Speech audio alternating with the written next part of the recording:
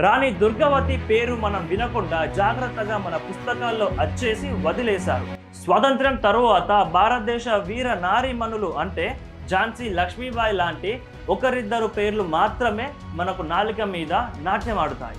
తెలుగు వారికైతే రాణి రుద్రమాదేవి, సమ్మక్క సారలమ్మలు గుర్తుకు రావచ్చు. కానీ మనకు తెలియకుండా దాచిపెట్టిన అనేక మంది దుర్గా అంశాలు మన చరిత్రలో నిండా ఉన్నారు.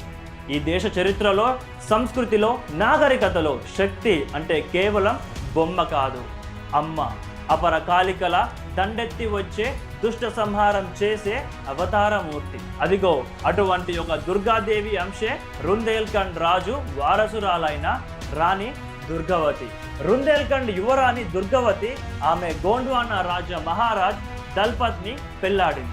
రుందేల్ఖండ్ గోండ్వానా అంటే ఆధునిక కాలపు మధ్యప్రదేశ్గా